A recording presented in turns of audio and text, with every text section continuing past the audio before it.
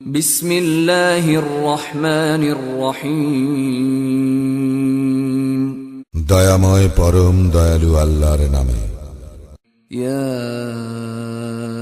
আইয়ুহাল্লাযীনা আমানু আওফু বিল উকুদ أحلت لكم بهيمة الأنعام إلا ما يتلى عليكم غير محل الصيد وأنتم حرم إن الله يحكم ما يريد। হে মুমিনগণ, তোমরা অঙ্গীকার পূর্ণ করিবে যাহা তোমাদের নিকট বর্ণিত হইতেছে, তাহা ব্যতীত চতুষ্পদ আনআম তোমাদের জন্য হালাল করা হইল। তবে ইহরাম অবস্থায় শিকার করাকে বৈধ মনে করিবে না। নিশ্চয়ই আল্লাহ যাহা ইচ্ছা আদেশ করেন। ইয়া আইয়ুহাল্লাযীনা আমানু লা তুহিল্লু শাআইরাল্লাহ لا تحلوا شعائر الله ولا الشهر الحرام ولا الهدي ولا القلائد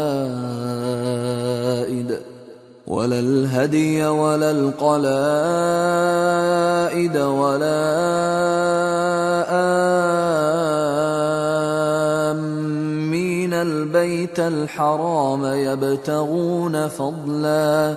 يبتغون فضلا من ربهم ورضوانا وإذا حللتم فاصطادوا ولا يجرمنكم شنآن قوم أن صدوكم عن المسجد الحرام أن تعتدوا وتعاونوا على البر والتقوى ولا تعاونوا على الإثم والعدوان واتقوا الله إن الله شديد العقاب। হে মুমিনগণ, আল্লাহর নিদর্শনের পবিত্র মাসের কুরবানির জন্য কাবায় প্রেরিত পশুর, গলায় পরানো চিহ্ন বিশিষ্ট পশুর এবং নিজ প্রতিপালকের অনুগ্রহ ও সন্তোষ লাভের আশায় পবিত্র গৃহ অভিমুখে যাত্রীদের পবিত্রতার অবমাননা করিবে না। যখন তোমরা ইহরাম মুক্ত হইবে তখন শিকার করিতে পারো। তোমাদেরকে মসজিদুল হারামে প্রবেশে বাধা দেওয়ার কারণে কোন সম্প্রদায়ের প্রতি বিদ্বেষ তোমাদেরকে যেন কখনোই সীমা লঙ্ঘনে প্ররোচিত না করে। সৎকর্ম ও তাকওয়ায় তোমরা পরস্পর প্রতিযোগিতা করিবে এবং পাপ ও সীমা লঙ্ঘনে একে অন্যের সহযোগিতা করিবে না। আল্লাহকে ভয় করিবে, নিশ্চয়ই আল্লাহ শাস্তিদানে কঠোর। حرمت عليكم الميتة والدم ولحم الخنزير وما أهل لغير الله به والمنخنقة والموقوذة والمتردية والنطيحة وما أكل السبع إلا ما ذكيتم وما ذبح على النصب وأن تستقسموا بالأزلام ذلكم فسق اليوم يئس الذين كفروا من دينكم فلا تخشوهم واخشون اليوم أكملت لكم دينكم وأتممت عليكم نعمتي ورضيت لكم الإسلام دينا فمن اضطر في مخمصة غير متجانف لإثم فإن الله غفور رحيم। তোমাদের জন্য হারাম করা হইয়াছে মৃত জন্তু, রক্ত, শুকুর মাংস, আল্লাহ ব্যতীত অপরের নামে জবেকৃত পশু আর শ্বাসরোধে মৃত্যু জন্তু, প্রহারে মৃত জন্তু, পতনে মৃত জন্তু, সিংহাঘাতে মৃত জন্তু এবং হিংস্র পশুতে খাওয়া জন্তু। তবে যাহা তোমরা জবে করিতে পারিয়াছ তাহা ব্যতীত, আর যাহা মূর্তি পূজার বেদির উপর বলি দেওয়া হয় তাহা এবং জুয়া তীর দ্বারা ভাগ্য নির্ণয় করা এই সব পাপ কাজ। আজ কাফিররা তোমাদের দ্বীনের বিরুদ্ধাচরণে হতাশ হইয়াছে। সুতরাং তাহাদেরকে ভয় করিও না, শুধু আমাকে ভয় করো। আজ তোমাদের জন্য তোমাদের দিন পূর্ণাঙ্গ করিলাম ও তোমাদের প্রতি আমার অনুগ্রহ সম্পূর্ণ করিলাম এবং ইসলামকে তোমাদের দিন মনোনীত করিলাম। তবে কেহ পাপের দিকে না ঝুঁকিয়া ক্ষুধার তাড়নায় বাধ্য হইলে তখন আল্লাহ তো ক্ষমাশীল, পরম দয়ালু।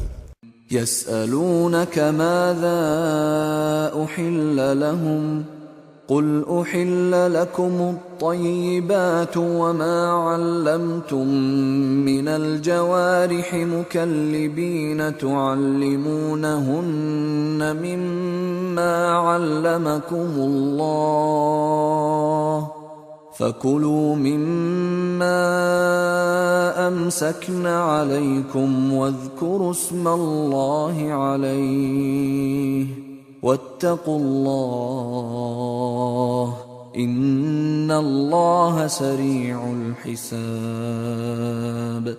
লোকে তোমাকে প্রশ্ন করে তাহাদের জন্য কি কি হালাল করা হইয়াছে। বলো, সমস্ত ভালো জিনিস তোমাদের জন্য হালাল করা হইয়াছে এবং শিকারী পশু পাখি যাদেরকে তোমরা শিকার শিক্ষা দিয়াছ, যেভাবে আল্লাহ তোমাদেরকে শিক্ষা দিয়াছেন, উহারা যাহা তোমাদের জন্য ধরিয়া আনে তাহা ভক্ষণ করিবে এবং ইহাতে আল্লাহর নাম নেবে আর আল্লাহকে ভয় করিবে। নিশ্চয়ই আল্লাহ হিসাব গ্রহণে অত্যন্ত তৎপর। اليوم أحل لكم الطيبات وطعام الذين أوتوا الكتاب حل لكم وطعامكم حل لهم والمحصنات من المؤمنات والمحصنات من الذين أوتوا الكتاب من قبلكم والمحصنات من الذين أوتوا الكتاب من قبلكم إذا آتيتموهن أجورهن محصنين غير مسافحين ولا متخذي أخدان ومن يكفر بالإيمان فقد حبط عمله وهو في الآخرة من الخاسرين। আজ তোমাদের জন্য সমস্ত ভালো জিনিস হালাল করা হইল। যাহাদেরকে কিতাব দেওয়া হইয়াছে তাহাদের খাদ্যদ্রব্য তোমাদের জন্য হালাল ও তোমাদের খাদ্যদ্রব্য তাহাদের জন্য হালাল। এবং মুমিন সচ্চরিত্রা নারী ও তোমাদের পূর্বে যাহাদেরকে কিতাব দেওয়া হইয়াছে তাহাদের সচ্চরিত্রা নারী তোমাদের জন্য বৈধ করা হইল, যদি তোমরা তাহাদের মাহর প্রদান করো বিবাহের জন্য, প্রকাশ্য ব্যভিচার অথবা গোপন প্রণয়নী গ্রহণের জন্য নয়। কেহ ঈমান প্রত্যাখ্যান করিলে তার কর্ম নিষ্ফল হইবে এবং সে আখিরাতে ক্ষতিগ্রস্তদের অন্তর্ভুক্ত হইবে। يا أيها الذين آمنوا إذا قمتم إلى الصلاة فاغسلوا وجوهكم وأيديكم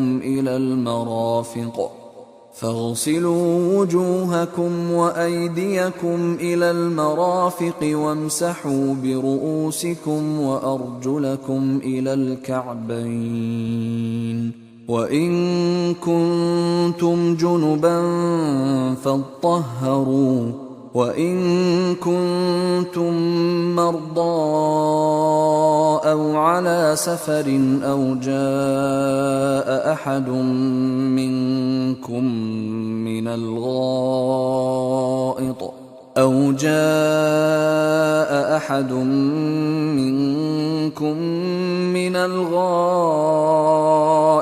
أو لامستم النساء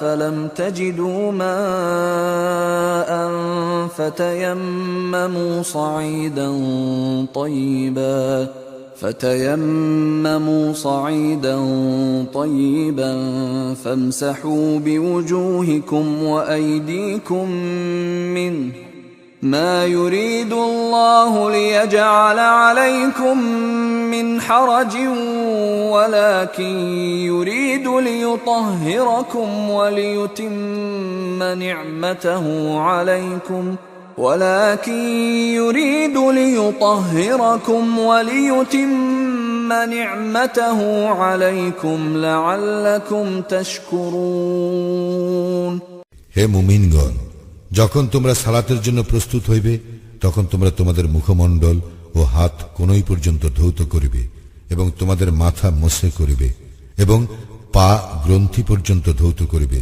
যদি তোমরা অপবিত্র থাকো তবে বিশেষভাবে পবিত্র হইবে। তোমরা যদি পীড়িত হও অথবা সফরে থাকো অথবা তোমাদের কেহ শৌচস্থান হইতে আসে অথবা তোমরা স্ত্রীর সঙ্গে সঙ্গত হও এবং পানি না পাও, তবে পবিত্র মাটি দ্বারা তায়াম্মুম করিবে এবং উহা দ্বারা তোমাদের মুখমণ্ডল ও হাত মোছে করিবে। আল্লাহ তোমাদেরকে কষ্ট দিতে চান না, বরং তিনি তোমাদেরকে পবিত্র করিতে চান ও তোমাদের প্রতি তাহার অনুগ্রহ সম্পূর্ণ করিতে চান, যাতে তোমরা কৃতজ্ঞতা জ্ঞাপন করো। واذكروا نعمة الله عليكم وميثاقه الذي واثقكم به إذ قلتم سمعنا وأطعنا واتقوا الله إن الله عليم بذات الصدور স্মরণ করো তোমাদের প্রতি আল্লাহর অনুগ্রহ এবং যে অঙ্গীকারে তিনি তোমাদেরকে আবদ্ধ করিয়াছিলেন তাহা, যখন তোমরা বলিয়াছিলে শ্রবণ করিলাম ও মান্য করিলাম এবং আল্লাহকে ভয় করো। অন্তরে যাহা আছে সে সম্বন্ধে আল্লাহ তো সবিশেষ অবহিত। يا أيها الذين آمنوا كونوا قوامين لله شهداء بالقسط ولا يجرمنكم شنآن قوم على ألا تعدلوا اعدلوا هو أقرب للتقوى واتقوا الله إن الله خبير بما تعملون হে মুমিনগণ, আল্লাহর উদ্দেশ্যে ন্যায় সাক্ষ্যদানে তোমরা অবিচল থাকিবে। কোন সম্প্রদায়ের প্রতি বিদ্বেষ তোমাদেরকে যেন কখনো সুবিচার বর্জনে প্ররোচিত না করে। সুবিচার করিবে ইহা তাকওয়ার নিকটতর এবং আল্লাহকে ভয় করিবে। তোমরা যাহা করো নিশ্চয়ই আল্লাহ তাহার সম্যক খবর রাখেন। وعد الله الذين آمنوا وعملوا الصالحات لهم مغفرة وأجر عظيم যাহারা ঈমান আনে ও সৎ কাজ করে আল্লাহ তাহাদেরকে প্রতিশ্রুতি দিয়াছেন, তাহাদের জন্য ক্ষমা এবং মহা পুরস্কার আছে। والذين كفروا وكذبوا بآياتنا أولئك أصحاب الجحيم যারা কুফরি করে এবং আমার আয়াতকে মিথ্যা জ্ঞান করে তাহারা প্রজ্বলিত অগ্নির অধিবাসী। يا أيها الذين آمنوا اذكروا نعمة الله عليكم إذ هم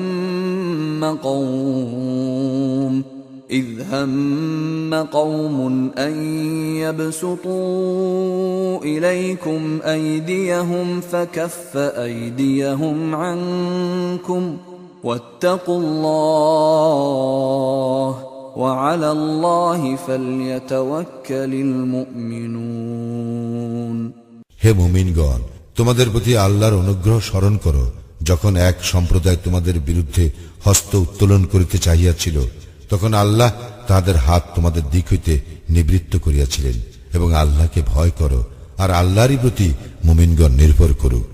ولقد أخذ الله ميثاق بني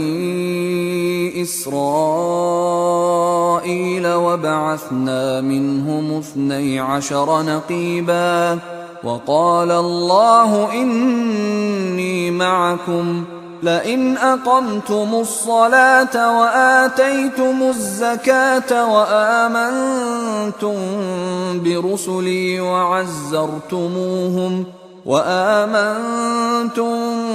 برسلي وعزرتموهم وأقرضتم الله قرضا حسنا لأكفرن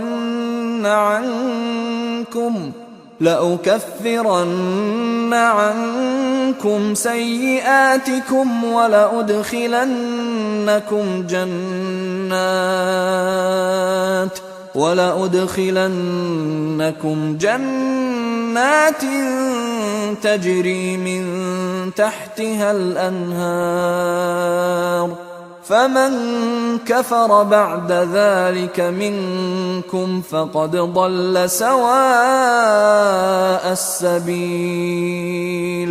আর আল্লাহ তো বনি ইসরায়েলের অঙ্গীকার গ্রহণ করিয়াছিলেন এবং তাহাদের মধ্য হইতে 12 জন নেতা নিযুক্ত করিয়াছিলাম।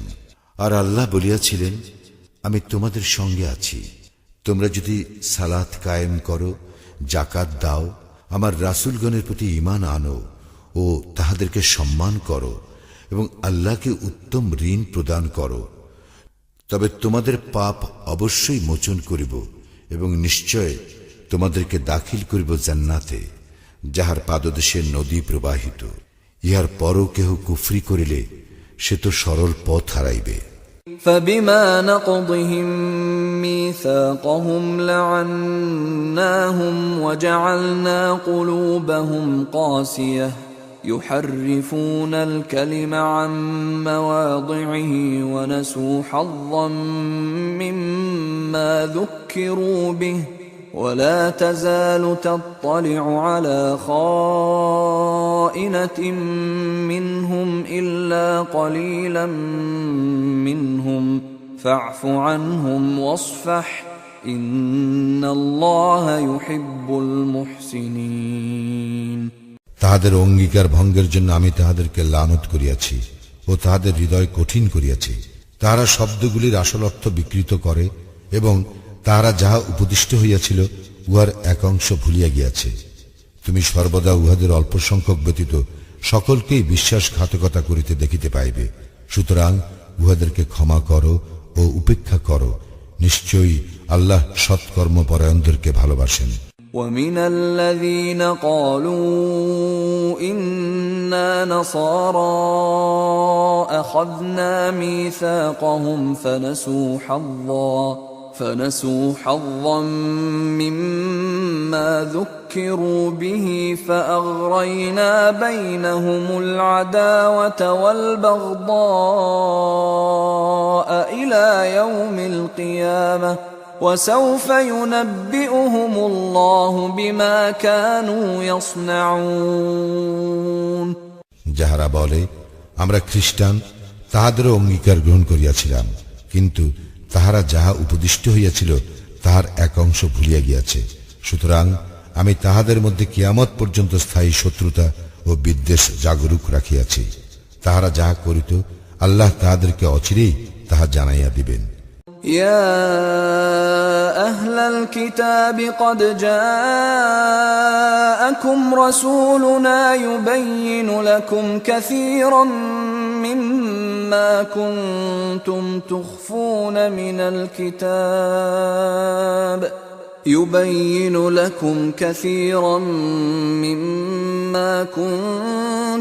تخفون من الكتاب ويعفو عن كثير قد جاءكم من الله نور وكتاب مبين।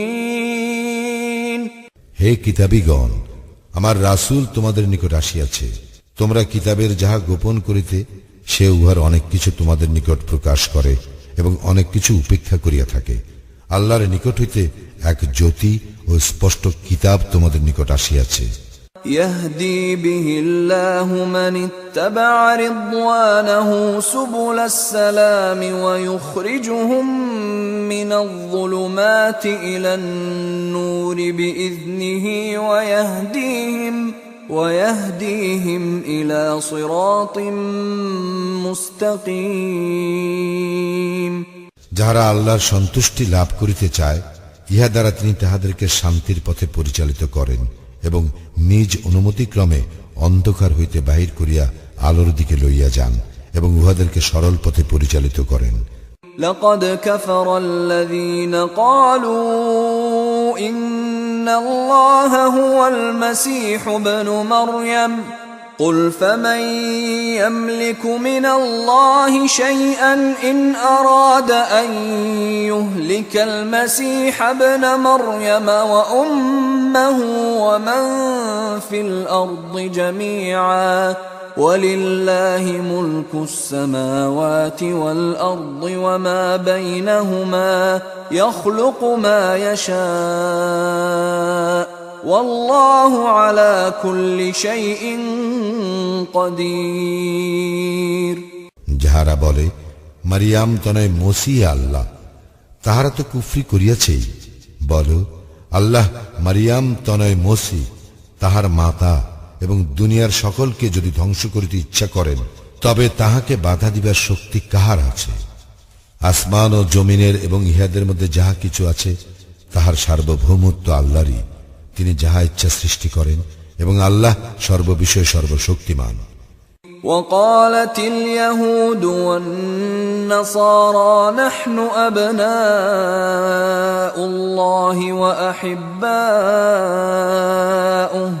قل فلم يعذبكم بذنوبكم بل أنتم بشر ممن خلق يغفر لمن يشاء ويعذب من يشاء ولله ملك السماوات والأرض وما بينهما وإليه المصير।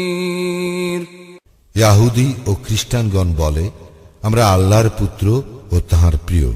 বল, তবে কেন তিনি তোমাদের পাপের জন্য তোমাদেরকে শাস্তি দেন? না, তোমরা মানুষ তাহাদেরই মতো যাহাদেরকে আল্লাহ সৃষ্টি করিয়াছেন। যাহাকে ইচ্ছা তিনি ক্ষমা করেন এবং যাহাকে ইচ্ছা তিনি শাস্তি দেন। আসমান ও জমিনের এবং ইহাদের মধ্যে যাহা কিছু আছে তাহার সার্বভৌমত্ব আল্লাহরই, আর প্রত্যাবর্তন তাহারই দিকে। يا أهل الكتاب قد جاءكم رسولنا يبين لكم على فترة من الرسل أن تقولوا ما جاءنا من بشير ولا نذير فقد جاءكم بشير ونذير والله على كل شيء قدير। হে কিতাবীগণ, রাসূল প্রেরণে বিরতির পর আমার রাসূল তোমাদের নিকট আসিয়াছে। সে তোমাদের নিকট স্পষ্ট ব্যাখ্যা করিতেছে, যাহাতে তোমরা বলিতে না পারো কোন সুসংবাদবাহী ও সতর্ককারী আমাদের নিকট আসে নাই। এখন তো তোমাদের নিকট একজন সুসংবাদদাতা ও সতর্ককারী আসিয়াছে। আল্লাহ সর্ববিষয় সর্বশক্তিমান। وَإِذْ قَالَ مُوسَى لِقَوْمِهِ يَا قَوْمِ اذْكُرُوا نِعْمَةَ اللَّهِ عَلَيْكُمْ إِذْ جَعَلَ فِيكُمْ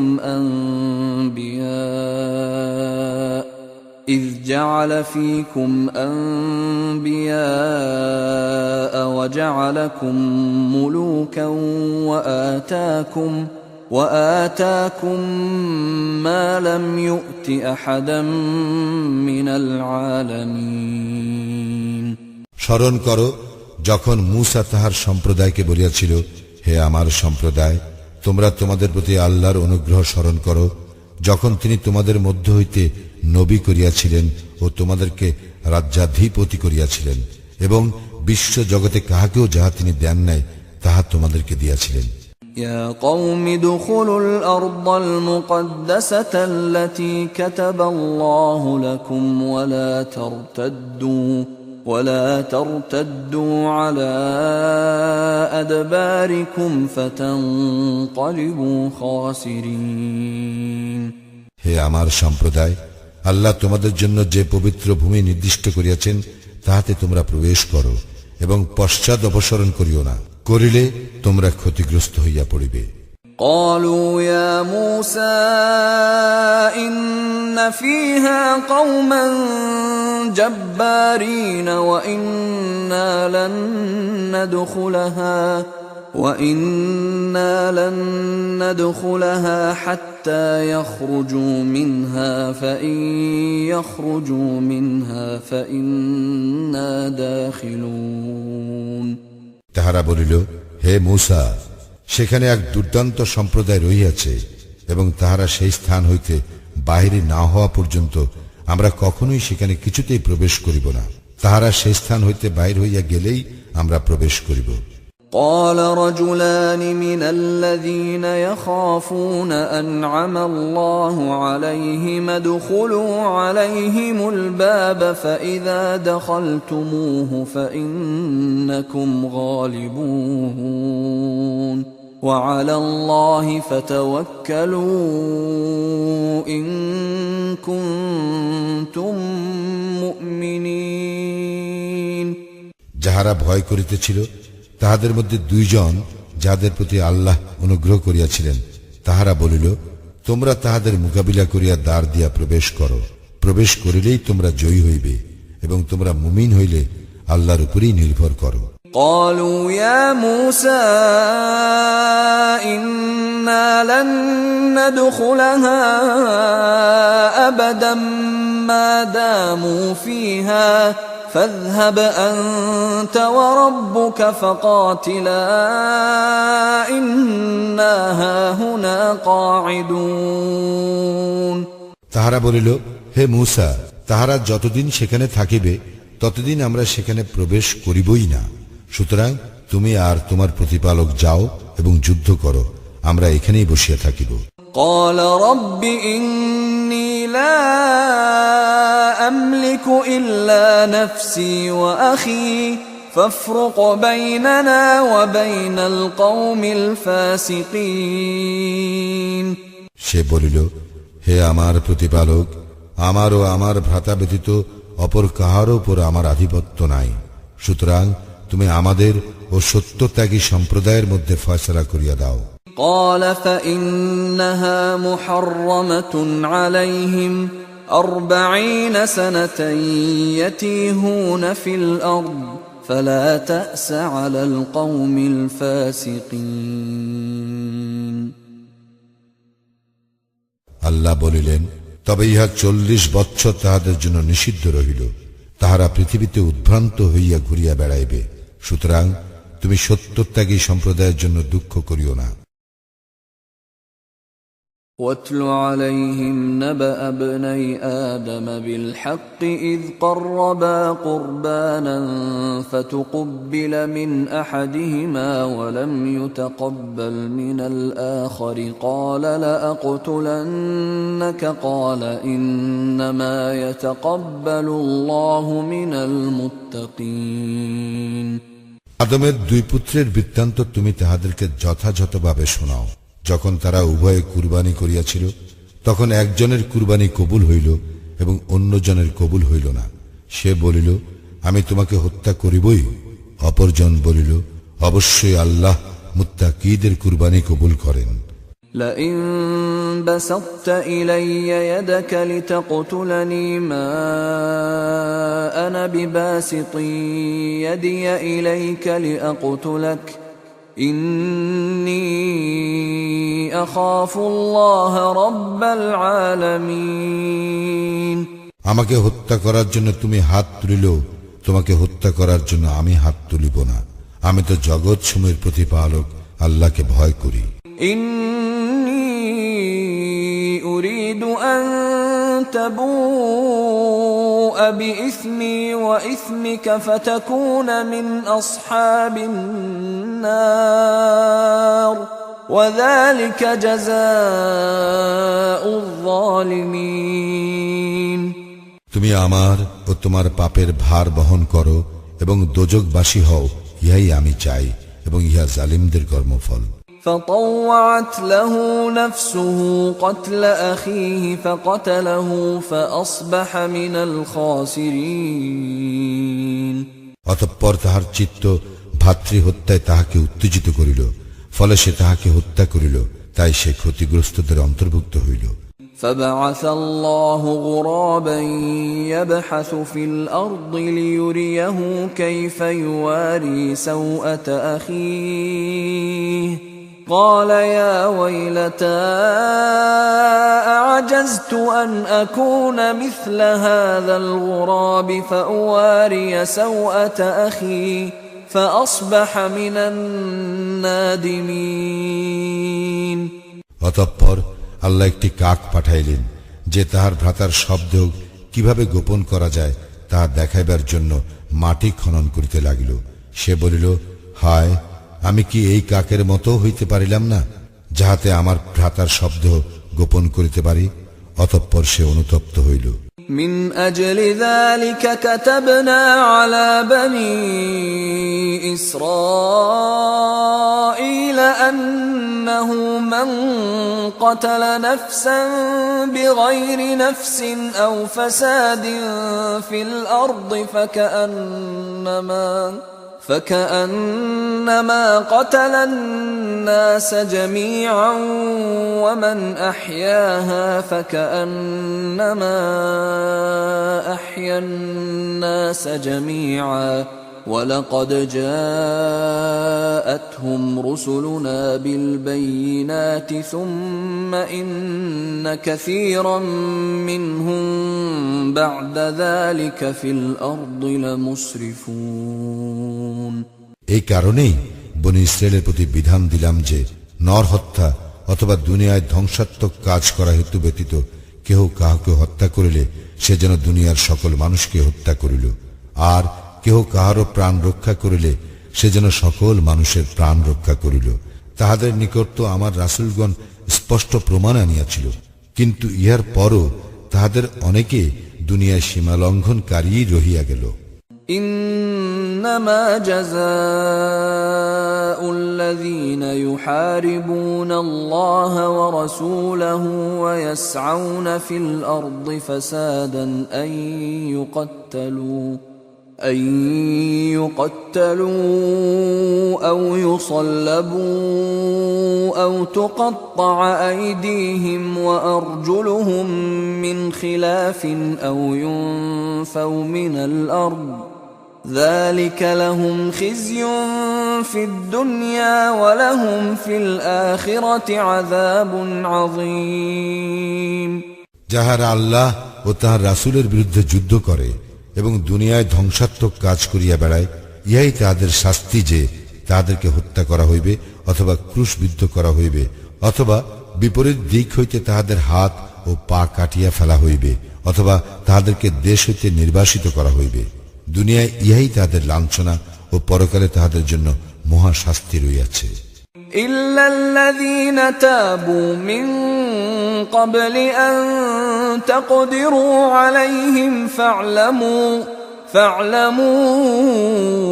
أن الله غفور رحيم তবে তোমাদের আয়াত্তাধীনে আসিবার পূর্বে যাহারা তওবা করিবে তাহাদের জন্য নয়, সুতরাং জানিয়া রাখো আল্লাহ অবশ্যই ক্ষমাশীল, পরম দয়ালু।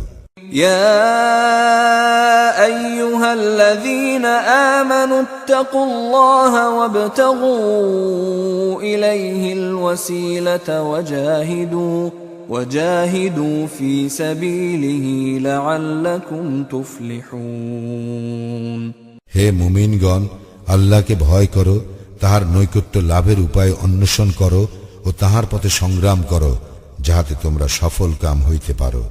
إن الذين كفروا لو أن لهم ما في الأرض جميعا ومثله معه ليفتدوا به من عذاب يوم القيامة ما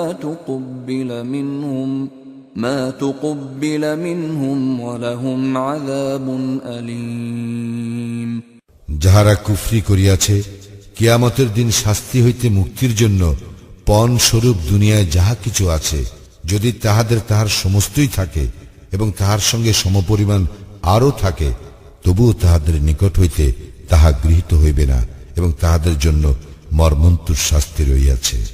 يريدون أن يخرجوا من النار وما هم بخارجين منها ولهم عذاب مقيم তারা দোজখ হইতে বাহির হইতে চাইবে, কিন্তু তাহারা উহা হইতে বাহির হইবার নয়, এবং তাহাদের জন্য স্থায়ী শাস্তি রইয়াছে।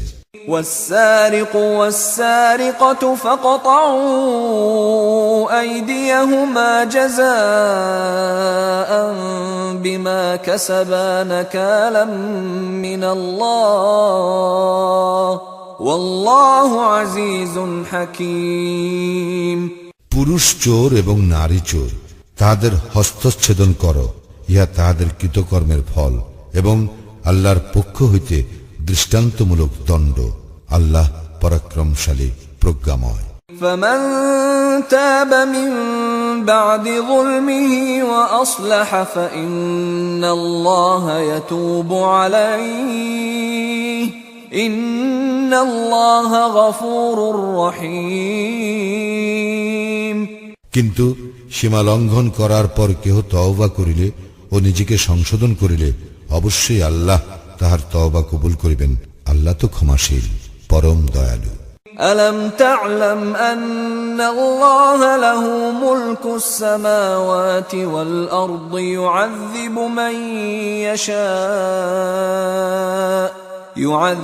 من يشاء ويغفر لمن يشاء والله على كل شيء قدير তুমি কি জানো না, আসমান ও জমিনের সার্বভৌমত্ব আল্লাহরই।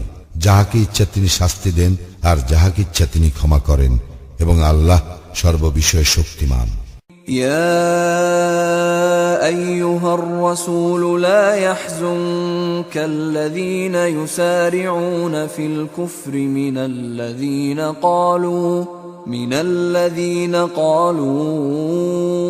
آمنا بأفواههم ولم تؤمن قلوبهم ومن الذين هادوا سماعون للكذب سماعون لقوم آخرين لم يأتوك يحرفون الكلم من بعد مواضعه يقولون إن أوتيتم هذا فخذوه وإن لم تؤتوه فاحذروا ومن يرد الله فتنته فلن تملك له من الله شيئا أولئك الذين لم يرد الله أن يطهر قلوبهم لهم في الدنيا خزي ولهم في الآخرة عذاب عظيم হে রাসূল,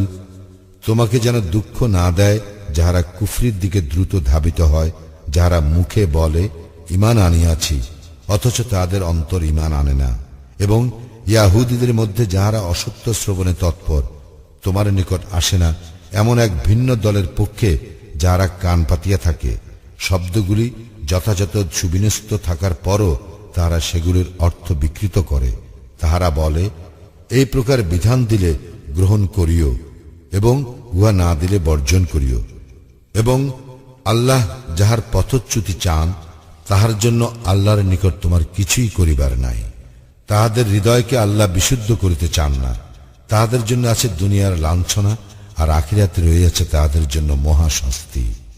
سماعون للكذب أكالون للسحت فإن جاءوك فاحكم بينهم أو أعرض عنهم وإن تعرض عنهم فلن يضروك شيئا وإن حكمت فاحكم بينهم بالقسط إن الله يحب المقسطين তাহারা মিথ্যা শ্রবণে অত্যন্ত আগ্রহশীল এবং অবৈধ ভক্ষণে অত্যন্ত আসক্ত।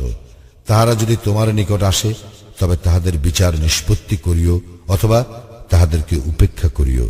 তুমি যদি তাহাদেরকে উপেক্ষা করো তবে তাহারা তোমার কোনো ক্ষতি করিতে পারিবে না, আর যদি বিচার নিষ্পত্তি করো তবে তাহাদের মধ্যে ন্যায় বিচার করিও। নিশ্চয়ই আল্লাহ ন্যায় পরায়ণদের ভালোবাসেন। وكيف يحكمونك وعندهم التوراة فيها حكم الله ثم يتولون من بعد ذلك وما أولئك بالمؤمنين। তাহারা তোমার উপর কিরূপে বিচারভার ন্যস্ত করিবে, অথচ তাহাদের নিকট রহিয়াছে তাওরাত, যাহাতে আল্লাহর আদেশ আছে। ইহার পরও তাহারা মুখ ফিরাইয়া নেয় এবং উহারা মুমিন নয়। ইন্না আনজালনা আত-তাওরাতা ফীহা হুদাও ওয়া নূর يحكم بها النبيون الذين أسلموا للذين هادوا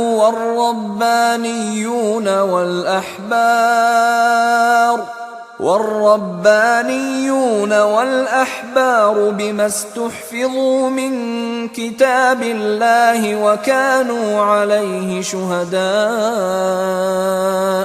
فلا تخشوا الناس واخشوني ولا تشتروا بآياتي ثمنا قليلا ومن لم يحكم بما أنزل الله فأولئك هم الكافرون। নিশ্চয়ই আমি তাওরাত অবতীর্ণ করিয়াছিলাম, উহাতে ছিল পথ নির্দেশ ও আলো।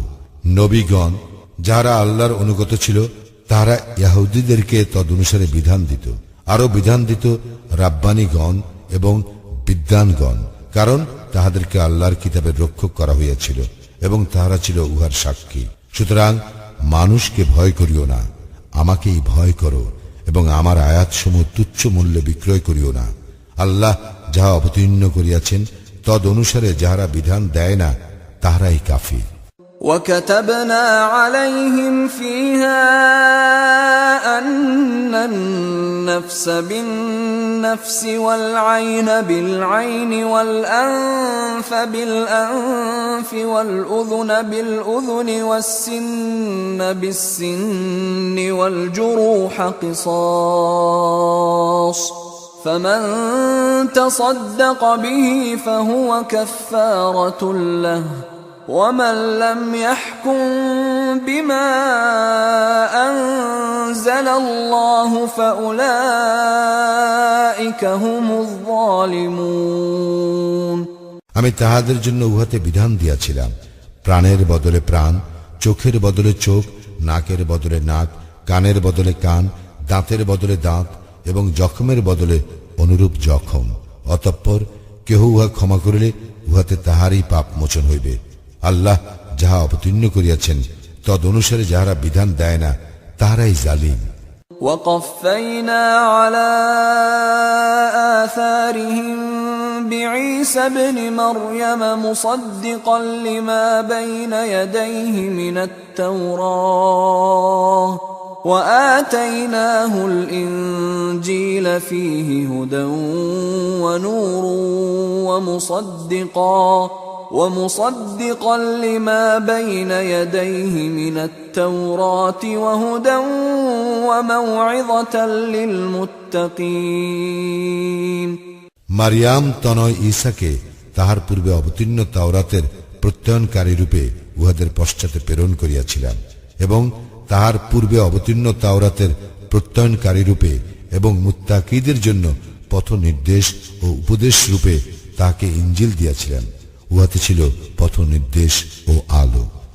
وَلْيَحْكُمْ أَهْلُ الْإِنْجِيلِ بِمَا أَنزَلَ اللَّهُ فِيهِ وَمَنْ لَمْ يَحْكُمْ بِمَا أَنزَلَ اللَّهُ فَأُولَئِكَ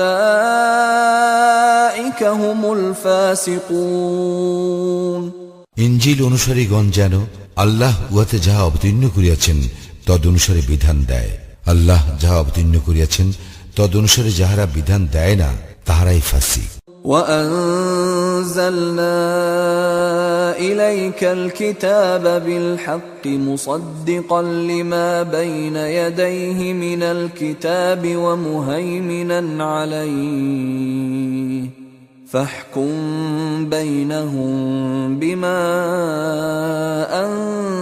أنزل الله ولا تتبع أهواءهم عما جاءك من الحق لكل جعلنا منكم شرعة ومنهاجا ولو شاء الله لجعلكم أمة واحدة ولكن ليبلوكم فيما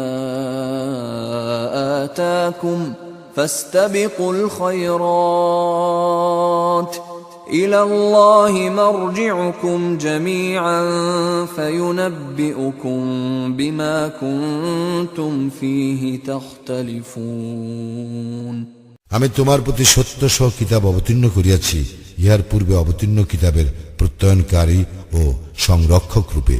সুতরাং আল্লাহ যাহা অবতীর্ণ করিয়াছেন তদ অনুসারে তুমি তাহাদের বিচার নিষ্পত্তি করিও, এবং যে সত্য তোমার নিকট আসিয়াছে তাহা ত্যাগ করিয়া তাহাদের খেয়াল খুশির অনুসরণ করিও না। তোমাদের প্রত্যেকের জন্য শরিয়াত ও স্পষ্ট পথ নির্ধারণ করিয়াছি। ইচ্ছা করিলে আল্লাহ তোমাদেরকে এক জাতি করিতে পারিতেন, কিন্তু তিনি তোমাদেরকে যাহা দিয়াছেন তদ্বারা তোমাদেরকে পরীক্ষা করিতে চান। সুতরাং সৎকর্মে তোমরা প্রতিযোগিতা করো, আল্লাহর দিকেই তোমাদের সকলের প্রত্যাবর্তন। অতঃপর তোমরা যে বিষয়ে মতভেদ করিতেছিলে সে সম্বন্ধে তিনি তোমাদেরকে অবহিত করিবেন। وأنحكم بينهم بما أنزل الله ولا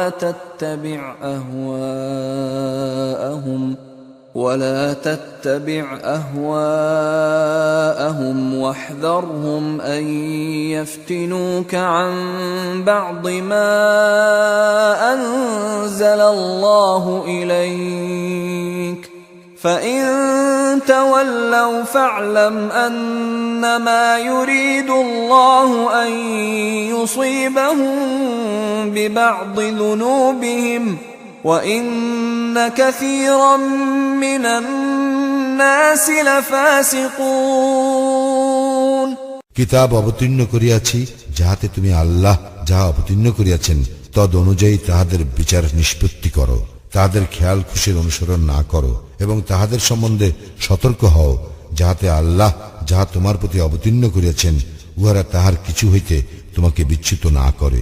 যদি তাহারা মুখ ফিরাইয়া নেয় তবে জানিয়া রাখো যে তাহাদের কোন কোন পাপের জন্য আল্লাহ তাহাদেরকে শাস্তি দিতে চান, এবং মানুষের মধ্যে অনেকেই তো সত্য ত্যাগী। أفحكم الجاهلية يبغون ومن أحسن من الله حكما لقوم يوقنون তবে কি তাহারা জাহিলি যুগের বিধিবিধান কামনা করে?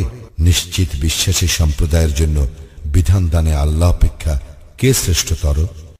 يا أيها الذين آمنوا لا تتخذوا اليهود والنصارى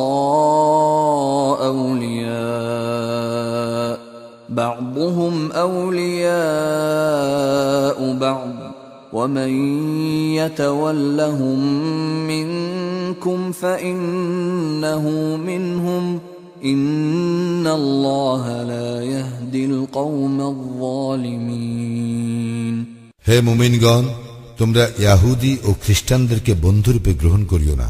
তাহারা পরস্পর পরস্পরের বন্ধু। তোমাদের মধ্যে কেহ তাহাদেরকে বন্ধুরূপে গ্রহণ করিলে সে তাহাদেরই একজন হইবে।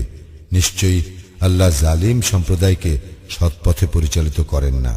فترى الذين في قلوبهم مرض يسارعون فيهم يقولون نخشى أن تصيبنا دائرة فعسى الله أن يأتي بالفتح أو أمر من عنده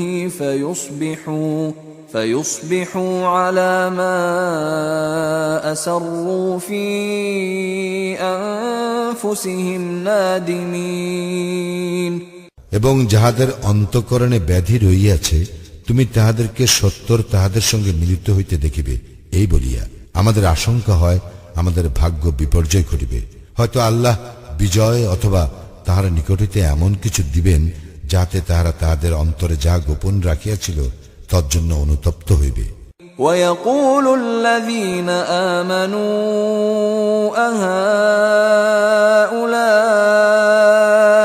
الذين أقسموا بالله جهد أيمانهم إنهم لمعكم حبطت أعمالهم فأصبحوا خاسرين।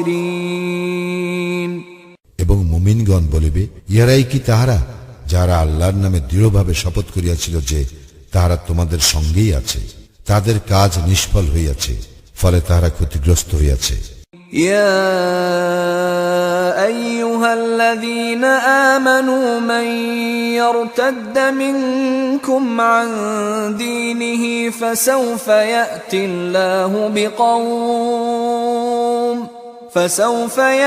الله بقوم يحبهم ويحبونه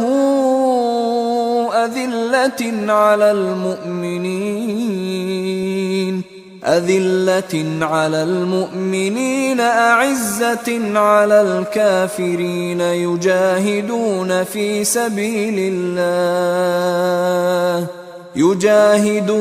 في سبيل الله ولا يخافون لومة لائم ذلك فضل الله يؤتيه من يشاء والله واسع عليم।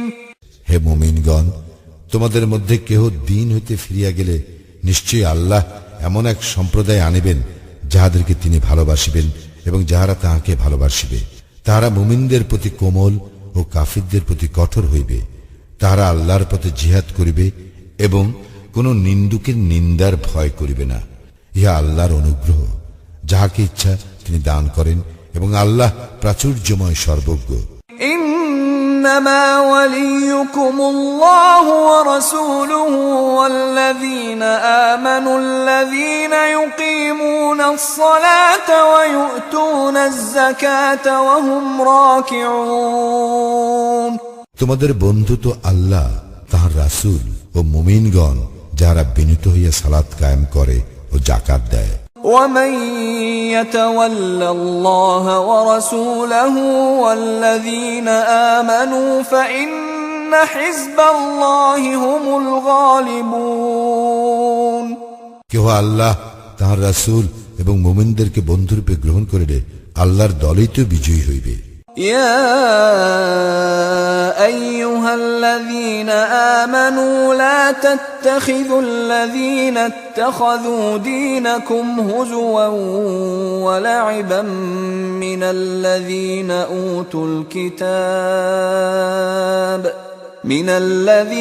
أوتوا الكتاب من قبلكم والكفار أولياء واتقوا الله إن كنتم مؤمنين। হে মুমিনগণ, তোমাদের পূর্বে যাহাদেরকে কিতাব দেওয়া হইয়াছে তাহাদের মধ্যে যাহারা তোমাদের দিনকে হাসি তামাশা ও ক্রীড়ার বস্তুরূপে গ্রহণ করে তাহাদেরকে ও কাফিরদেরকে তোমরা বন্ধুরূপে গ্রহণ করিও না, এবং যদি তোমরা মুমিন হও তবে আল্লাহকে ভয় করো। وَإِذَا نَادَيْتُمْ إِلَى الصَّلَاةِ اتَّخَذُوهَا هُزُوًا وَلَعِبًا ذَلِكَ بِأَنَّهُمْ قَوْمٌ لَا يَعْقِلُونَ। তোমরা যখন সালাতের জন্য আহ্বান করো তখন তাহারা উহাকে হাসি তামাশা ও ক্রীড়ার বস্তুরূপে গ্রহণ করে। ইহা এই হেতু যে তারা এমন এক সম্প্রদায় যাদের বোধ শক্তি নাই। قل يا أهل الكتاب هل تنقمون منا إلا أن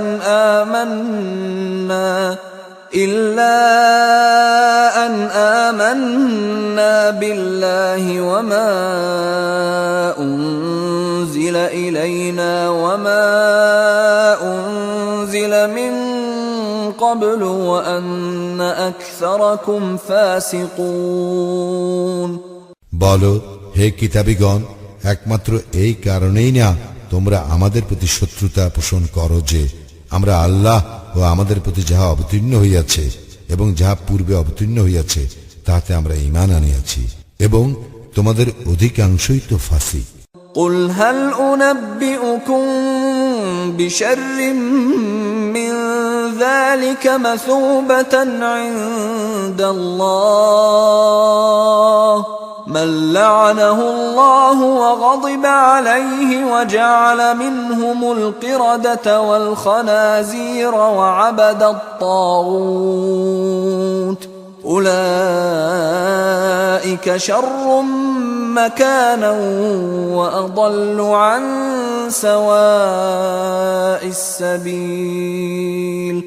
বলো, আমি কি তোমাদেরকে ইহা অপেক্ষা নিকৃষ্ট পরিণামের সংবাদ দিব যাহা আল্লাহর নিকট আছে, যাহাকে আল্লাহ লানত করিয়াছেন, যাহার উপর তিনি ক্রোধান্বিত, যাহাদের কতককে তিনি বানর ও কতককে শুকুর করিয়াছেন, এবং যাহারা তাগুতের ইবাদত করে, মর্যাদায় তাহারাই নিকৃষ্ট এবং সরল পথ হইতে সর্বাধিক বিচ্যুত। وَإِذَا جَاءُوكُمْ قَالُوا آمَنَّا وَقَدْ دَخَلُوا بِالْكُفْرِ وَهُمْ قَدْ خَرَجُوا بِهِ وَاللَّهُ أَعْلَمُ بِمَا كَانُوا يَكْتُمُونَ। তারা যখন তোমাদের নিকট আসে তখন বলে, আমরা ঈমান আনিয়াছি, কিন্তু তাহারা কুফর লইয়াই প্রবেশ করে এবং উহা লইয়াই বাহির হইয়া যায়। তাহারা যাহা গোপন করে আল্লাহ তাহা বিশেষভাবে অবহিত। وَتَرَى كَثِيرًا مِّنْهُمْ يُسَارِعُونَ فِي الْإِثْمِ وَالْعُدْوَانِ وَأَكْلِهِمُ السُّحْتَ لَبِئْسَ مَا كَانُوا يَعْمَلُونَ। তাহাদের অনেককেই তুমি দেখিবে পাপে, সীমা লঙ্ঘনে ও অবৈধ ভক্ষণে তৎপর। তাহারা যাহা করে নিশ্চয়ই তাহা নিকৃষ্ট। لولا ينهاهم الربانيون والأحبار عن قولهم الإثم وأكلهم السحت لبئس ما كانوا يصنعون। রাব্বানীগণ ও পণ্ডিতগণ কেন তাহাদেরকে পাপ কথা বলিতে ও অবৈধ ভক্ষণে নিষেধ করে না? ইহারা যাহা করে নিশ্চয় তাহাও নিকৃষ্ট। وقالت اليهود يد الله مغلولة غلت أيديهم ولعنوا بما قالوا بل يداه مبسوطتان ينفق كيف يشاء وليزيدن كثيرا منهم ما أنزل إليك من ربك طغيانا وكفرا وألقينا بينهم العداوة والبغضاء إلى يوم القيامة كلما أوقدوا نارا للحرب أطفأها الله ويسعون في الأرض فسادا والله لا يحب المفسدين। ইয়াহুদীরা বলে, আল্লাহর হাত রুদ্ধ, উহারাই রুদ্ধহস্ত, এবং উহারা যাহা বলে তজ্জন্য উহারা অভিশপ্ত। বরং আল্লাহর উভয় হস্তই প্রসারিত, যেভাবে ইচ্ছা তিনি দান করেন। তোমার প্রতিপালকের নিকট হইতে যাহা তোমার প্রতি অবতীর্ণ হইয়াছে তাহা তাহাদের অনেকের ধর্মদ্রোহিতা ও কুফরি বৃদ্ধি করিবেই। তাহাদের মধ্যে আমি কিয়ামত পর্যন্ত স্থায়ী শত্রুতা ও বিদ্বেষ সঞ্চার করিয়াছি। যতবার তাহারা যুদ্ধের অগ্নি প্রজ্বলিত করে ততবার আল্লাহ উহা নির্বাপিত করেন, এবং তাহারা দুনিয়ায় ধ্বংসাত্মক কাজ করিয়া বেড়ায়। আল্লাহ ধ্বংসাত্মক কাজ লিপ্তদেরকে ভালোবাসেন না। ولو أن أهل الكتاب آمنوا واتقوا لكفرنا عنهم سيئاتهم ولأدخلناهم جنات النعيم। কিতাবীগণ যদি ঈমান আনিত ও ভয় করিত তাহা হইলে আমি তাহাদের দোষ অবশ্যই অপনোদন করিতাম এবং তাহাদেরকে সুখময় জান্নাতে দাখিল করিতাম। ولو أنهم أقاموا التوراة والإنجيل وما أنزل إليهم من ربهم لأكلوا من فوقهم ومن تحت أرجلهم منهم أمة مقتصدة وكثير منهم ساء ما يعملون তাহারা যদি তাওরাত ইনজিল ও তাহাদের প্রতিপালকের নিকট হইতে তাহাদের প্রতি যাহা অবতীর্ণ হইয়াছে তাহা প্রতিষ্ঠিত করিত, তাহা হইলে তাহারা তাহাদের উপর ও পদতল হইতে আহার্য লাভ করিত। তাহাদের মধ্যে একদল রহিয়াছে যাহারা মধ্যপন্থী, কিন্তু তাহাদের অধিকাংশ যাহা করে তাহা নিকৃষ্ট। يا أيها الرسول بلغ ما أنزل إليك من ربك وإن لم تفعل فما بلغت رسالته والله يعصمك من الناس إن الله لا يهدي القوم الكافرين হে রাসূল, তোমার প্রতিপালকের নিকট হইতে তোমার প্রতি যাহা অবতীর্ণ হইয়াছে তাহা প্রচার করো। যদি না করো তবে তো তুমি তাহার বার্তা প্রচার করিলে না।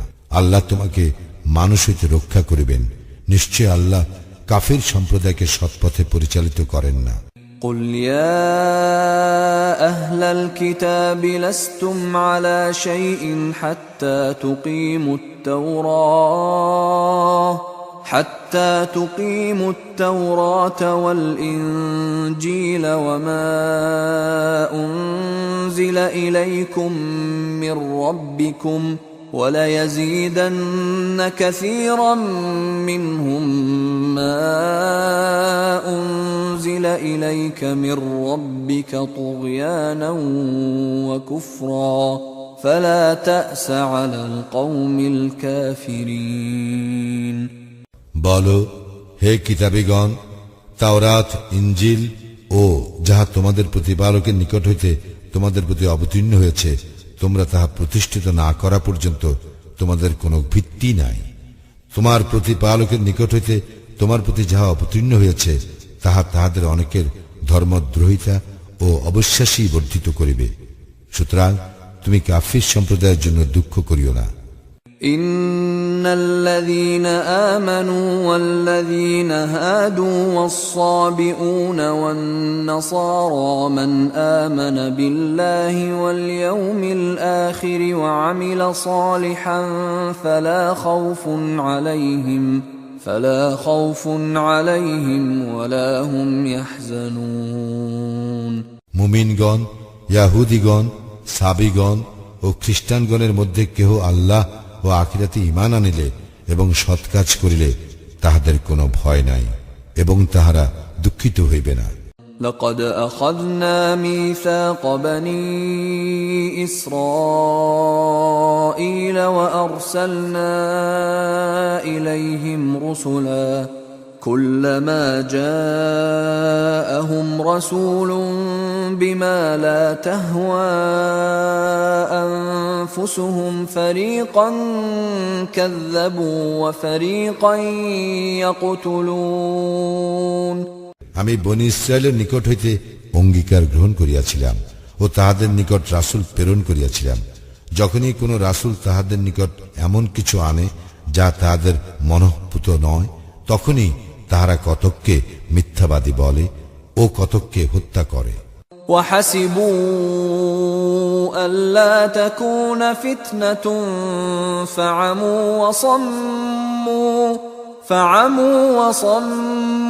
ثم تاب الله عليهم ثم عموا وصموا كثير منهم والله بصير بما يعملون তাহারা মনে করিয়াছিল তাহাদের কোনো শাস্তি হইবে না, ফলে তাহারা অন্ধ ও বধির হইয়া গিয়াছিল।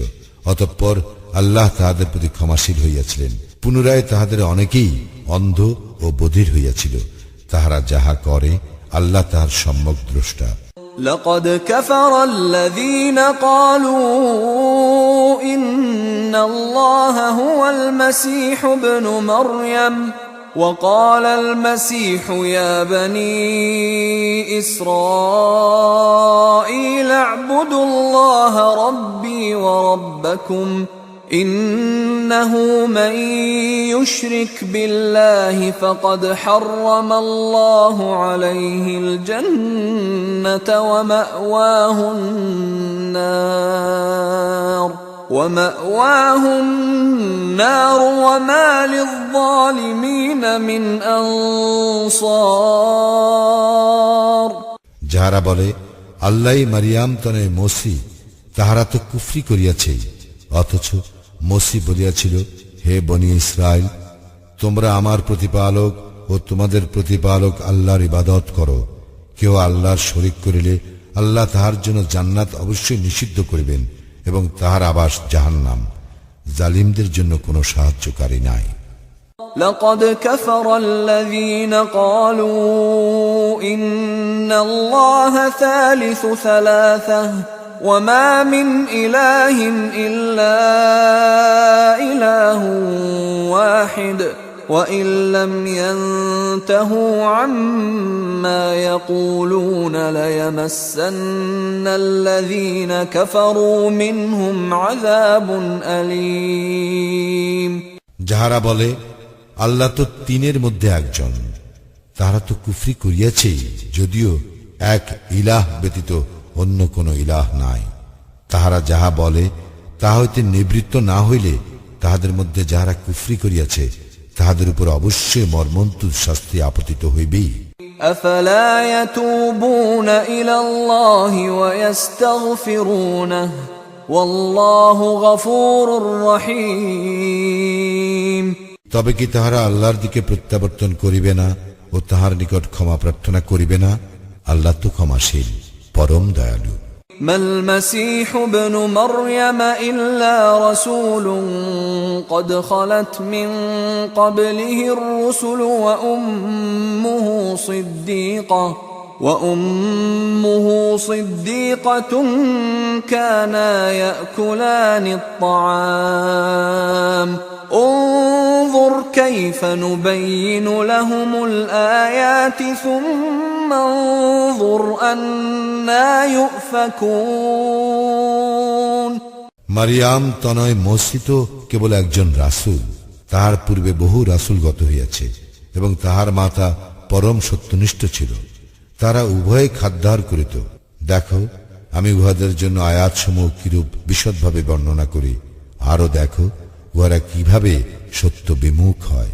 قل أتعبدون من دون الله ما لا يملك لكم ضرا ولا نفعا والله هو السميع العليم বলো, তোমরা কি আল্লাহ ব্যতীত এমন কিছুর ইবাদত করো তোমাদের ক্ষতি বা উপকার করার কোনো ক্ষমতা যাহার নাই? আল্লাহ সর্বশ্রোতা, সর্বজ্ঞ। قل يا أهل الكتاب لا تغلوا في دينكم غير الحق ولا تتبعوا أهواء قوم قد ضلوا من قبل وأضلوا كثيرا وضلوا عن سواء السبيل বলো, হে কিতাবীগণ, তোমরা তোমাদের দ্বীন সম্বন্ধে অন্যায় বাড়াবাড়ি করিও না, এবং যে সম্প্রদায় ইতিপূর্বে পথভ্রষ্ট হইয়াছে, অনেককে পথভ্রষ্ট করিয়াছে ও সরল পথ হইতে বিচ্যুত হইয়াছে, তাহাদের খেয়াল খুশির অনুসরণ করিও না। لعن الذين كفروا من بني إسرائيل على لسان داود وعيسى بن مريم ذلك بما عصوا وكانوا يعتدون বনি ইসরায়েলের মধ্যে যাহারা কুফরি করিয়াছিল তাহারা দাউদ ও মারিয়াম তনয় কর্তৃক অভিশপ্ত হইয়াছিল, ইহা এই হেতু যে তাহারা ছিল অবাধ্য ও সীমা লঙ্ঘনকারী। كانوا لا يتناهون عن منكر فعلوه لبئس ما كانوا يفعلون তারা যেসব গর্হিত কাজ করিত উহা হইতে তাহারা একে অন্যকে বারণ করিত না, তাহারা যাহা করিত তা কতই না নিকৃষ্ট। ترى كثيرا منهم يتولون الذين كفروا لبئس ما قدمت لهم أنفسهم أن سخط الله عليهم وفي العذاب هم خالدون তাহাদের অনেককে তুমি কাফিরদের সঙ্গে বন্ধুত্ব করিতে দেখিবে, কত নিকৃষ্ট তাহাদের কৃতকর্ম, যে কারণে আল্লাহ তাহাদের উপর ক্রোধান্বিত হইয়াছেন, তাহাদের শাস্তি ভোগ স্থায়ী হইবে। ولو كانوا يؤمنون بالله والنبي وما أنزل إليه ما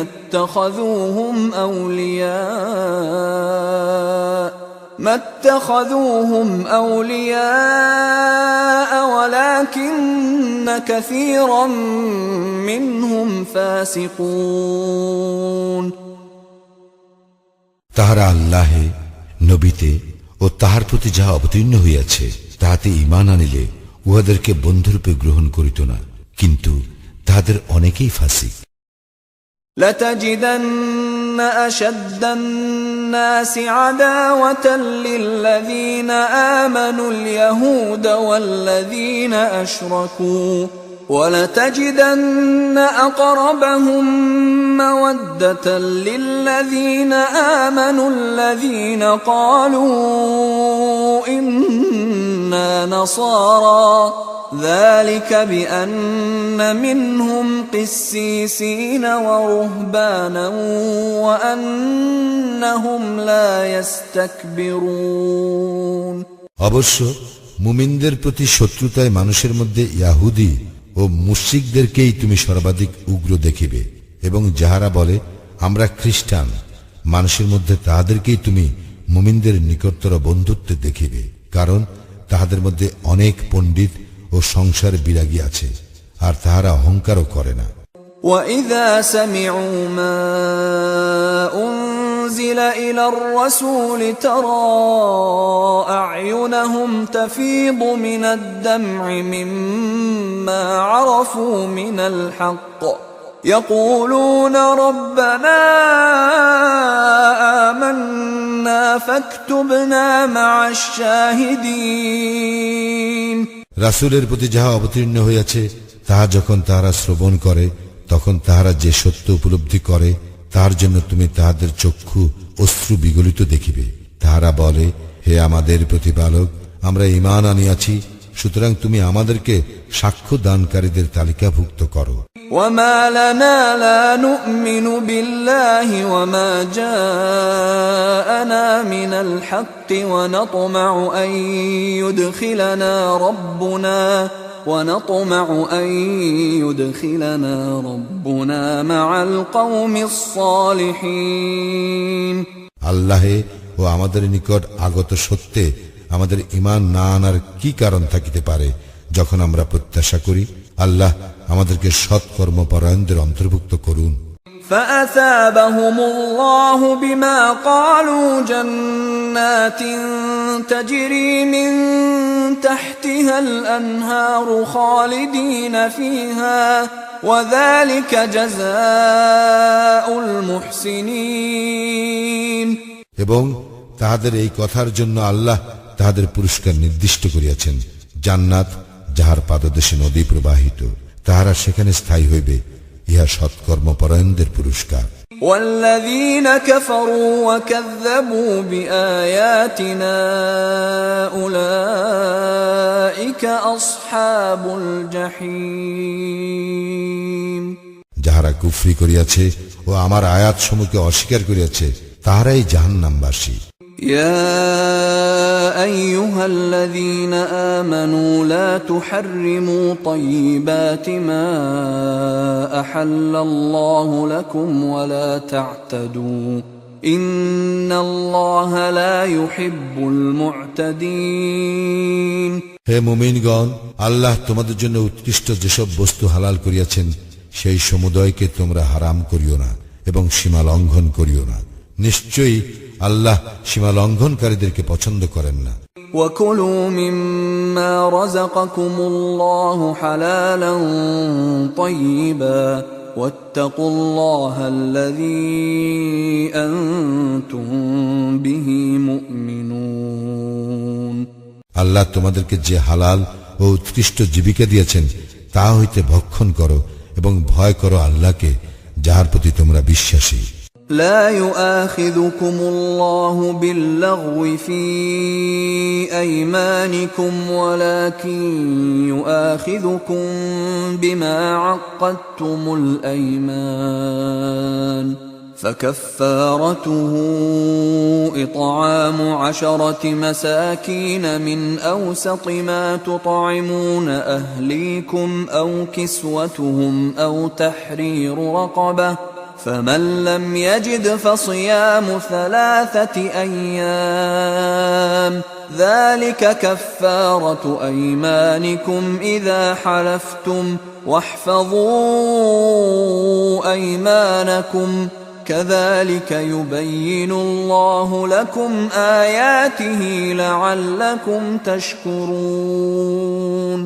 তোমাদের বৃথা শপথের জন্য আল্লাহ তোমাদেরকে দায়ী করিবেন না, কিন্তু যেসব শপথ তোমরা ইচ্ছাকৃতভাবে করো সেই সকলের জন্য তিনি তোমাদেরকে দায়ী করিবেন। অতঃপর ইহার কাফফারা 10 জন দরিদ্রকে মধ্যম ধরনের আহার্য দান, যাহা তোমরা তোমাদের পরিজনের খাইতে দাও, অথবা তাদেরকে বস্ত্র দান, কিংবা একজন দাস মুক্তি, এবং যাহার সামর্থ্য নাই তাহার জন্য 3 দিন সিয়াম পালন। তোমরা শপথ করিলে ইহাই তোমাদের শপথের কাফফারা। তোমরা তোমাদের শপথ রক্ষা করিও। এইভাবে আল্লাহ তোমাদের জন্য তাহার বিধানসমূহ বিশদভাবে বর্ণনা করেন, যেন তোমরা কৃতজ্ঞতা জ্ঞাপন করো। يا أيها الذين آمنوا إنما الخمر والميسر والأنصاب والأزلام رجس من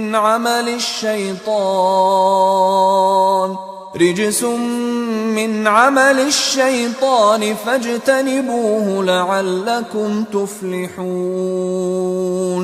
হে মুমিনগণ, মদ, জুয়া, মূর্তি পূজার বেদী ও ভাগ্য নির্ণায়ক স্বর ঘৃণ্য বস্তু শয়তানের কাজ। সুতরাং তোমরা উহা বর্জন করো, যাহাতে তোমরা সফল কাম হইতে পারো। إنما يريد الشيطان أن يوقع بينكم العداوة والبغضاء في الخمر والميسر ويصدكم عن ذكر الله وعن الصلاة فهل أنتم منتهون। শয়তান তো মদ ও জুয়া দ্বারা তোমাদের মধ্যে শত্রুতা ও বিদ্বেষ ঘটাইতে চায় এবং তোমাদেরকে আল্লাহর স্মরণে ও সালাতে বাধা দিতে চায়। তবে কি তোমরা নিবৃত্ত হইবে না? وأطيعوا الله وأطيعوا الرسول واحذروا فإن توليتم فاعلموا أنما على رسولنا البلاغ المبين। তোমরা আল্লাহর আনুগত্য করো ও রাসূলের আনুগত্য করো এবং সতর্ক হও। যদি তোমরা মুখ ফিরাইয়া নাও তবে জানিয়া রাখো, স্পষ্ট প্রচারই আমার রাসূলের কর্তব্য। ليس على الذين آمنوا وعملوا الصالحات جناح فيما طعموا إذا ما اتقوا وآمنوا وعملوا الصالحات ثم اتقوا وأحسنوا والله يحب المحسنين। যারা ঈমান আনে ও সৎকর্ম করে তাহারা পূর্বে যা ভক্ষণ করিয়াছে তজ্জন্য তাহাদের কোনো গুনাহ নাই, যদি তাহারা সাবধান হয় এবং ঈমান আনে ও সৎকর্ম করে, সাবধান হয় ও বিশ্বাস করে, পুনরায় সাবধান হয় ও সৎকর্ম করে, এবং আল্লাহ সৎকর্ম পরায়ণদেরকে ভালোবাসেন। يا أيها الذين آمنوا ليبلونكم الله بشيء من الصيد تناله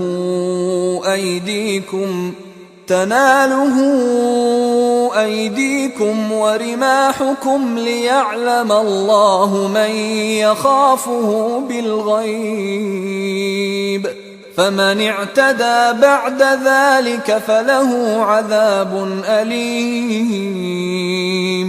হে মুমিনগণ, তোমাদের হাত ও বর্ষা যাহা শিকার করে সে বিষয়ে আল্লাহ অবশ্যই তোমাদেরকে পরীক্ষা করিবেন, যাহাতে আল্লাহ অবহিত হন কে তাহাকে না দেখিয়াও ভয় করে।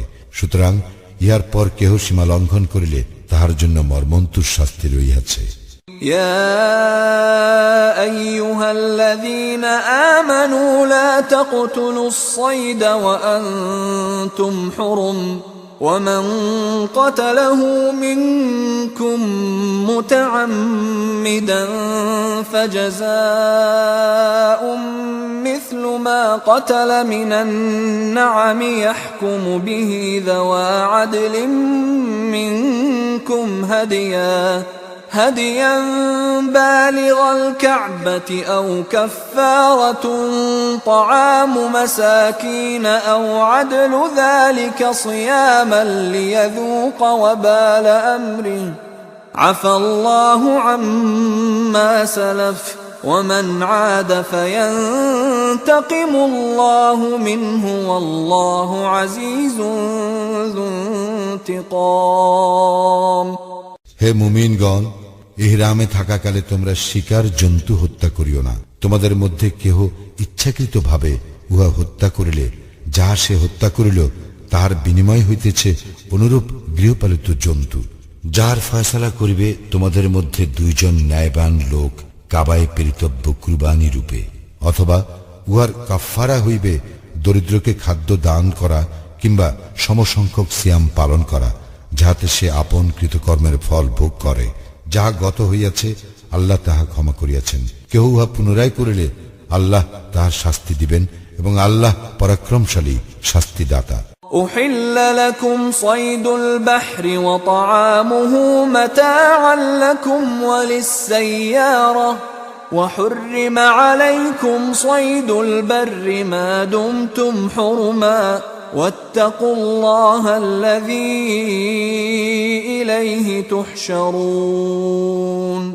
তোমাদের জন্য সমুদ্রের শিকার ও উহা ভক্ষণ হালাল করা হইয়াছে, তোমাদের ও পর্যটকদের ভোগের জন্য। তোমরা যতক্ষণ ইহরামে থাকিবে ততক্ষণ স্থলের শিকার তোমাদের জন্য হারাম। তোমরা ভয় করো আল্লাহকে, যাহার নিকট তোমাদেরকে একত্র করা হইবে। جعل الله الكعبة البيت الحرام قياما للناس والشهر الحرام والهدي والقلائد ذلك لتعلموا أن الله يعلم ما في السماوات وما في الأرض وأن الله بكل شيء عليم। পবিত্র কাবা গৃহ, পবিত্র মাস, কুরবানির জন্য কাবায় প্রেরিত পশু ও গলায় মালা পরিহিত পশুকে আল্লাহ মানুষের কল্যাণের জন্য নির্ধারিত করিয়াছেন। ইয়া এই হেতু যে তোমরা যেন জানিতে পারো যাহা কিছু আসমান ও জমিনে আছে আল্লাহ তাহা জানেন এবং আল্লাহ তো সর্ববিষয় সর্বজ্ঞ। اعلموا أن الله شديد العقاب وأن الله غفور رحيم। জানিয়া রাখো, নিশ্চয়ই আল্লাহ শাস্তিদানে কঠোর এবং আল্লাহ পরম ক্ষমাশীল, পরম দয়ালু। ما على الرسول إلا البلاغ والله يعلم ما تبدون وما تكتمون।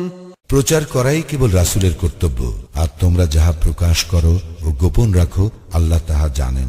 قل لا يستوي الخبيث والطيب ولو أعجبك كثرة الخبيث فاتقوا الله يا أولي الألباب لعلكم تفلحون। বলো, মন্দ ও ভালো এক নয়, যদিও মন্দের আধিক্য তোমাকে চমৎকৃত করে। সুতরাং হে বোধ শক্তি সম্পন্নরা, আল্লাহকে ভয় করো যাতে তোমরা সফলকাম হইতে পারো। يا أيها الذين آمنوا لا تسألوا عن أشياء إن تبد لكم تسؤكم وإن تسألوا عنها حين ينزل القرآن تبد لكم عفى الله عنها والله غفور حليم।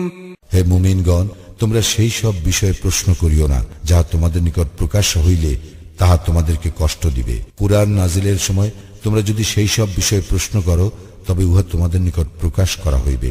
আল্লাহ সেই সব ক্ষমা করিয়াছেন এবং আল্লাহ ক্ষমাশীল সহনশীল। قد سألها قوم من قبلكم ثم أصبحوا بها كافرين। তোমাদের পূর্বেও তো এক সম্প্রদায় এই প্রকার প্রশ্ন করিয়াছিল, অতঃপর তাহারা উহা প্রত্যাখ্যান করে।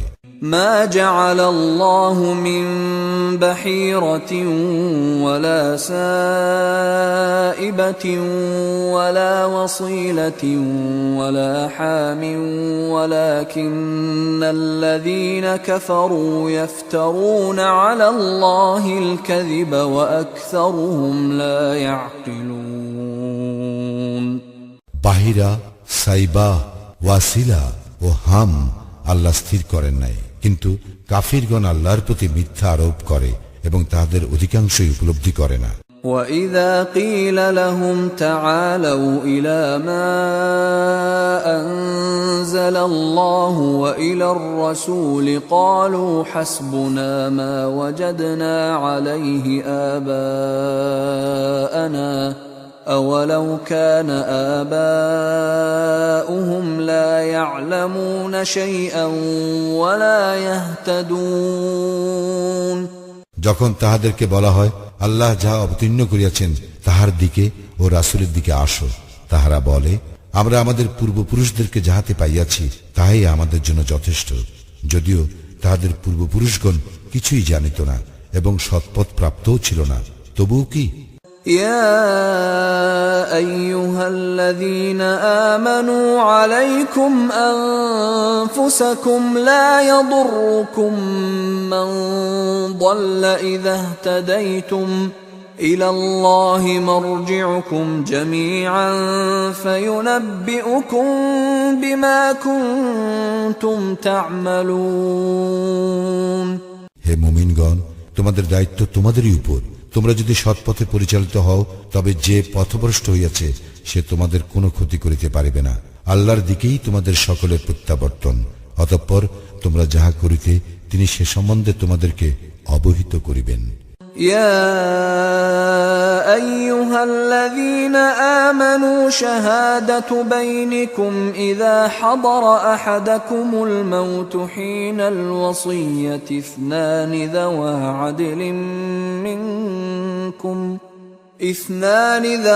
عدل منكم أو آخران من غيركم إن أنتم ضربتم في الأرض فأصابتكم مصيبة الموت تحبسونهما من بعد الصلاة فيقسمان بالله إن ارتبتم لا نشتري به ثمنا ولو كان ذا قربى ولا نكتم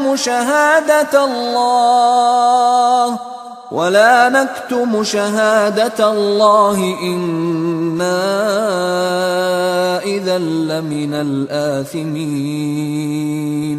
হে মুমিনগণ, তোমাদের কাহারও যখন মৃত্যু উপস্থিত হয় তখন ওসিয়াত করার সময় তোমাদের মধ্য হইতে দুইজন ন্যায়পরায়ণ লোককে সাক্ষী রাখিবে। তোমরা সফরে থাকিলে এবং তোমাদের মৃত্যুর বিপদ উপস্থিত হইলে তোমাদের ছাড়া অন্য লোকদের মধ্য হইতে দুইজন সাক্ষী মনোনীত করিবে। তোমাদের সন্দেহ হইলে সালাতের পর তাহাদেরকে অপেক্ষমান রাখিবে। অতঃপর তাহারা আল্লাহর নামে শপথ করিয়া বলিবে, আমরা উহার বিনিময়ে কোনো মূল্য গ্রহণ করিব না, যদি সে আত্মীয় হয়, এবং আমরা আল্লাহর সাক্ষ্য গোপন করিব না, করিলে অবশ্যই পাপীদের অন্তর্ভুক্ত হইব। فإن عثر على أنهما استحقا إثما فآخران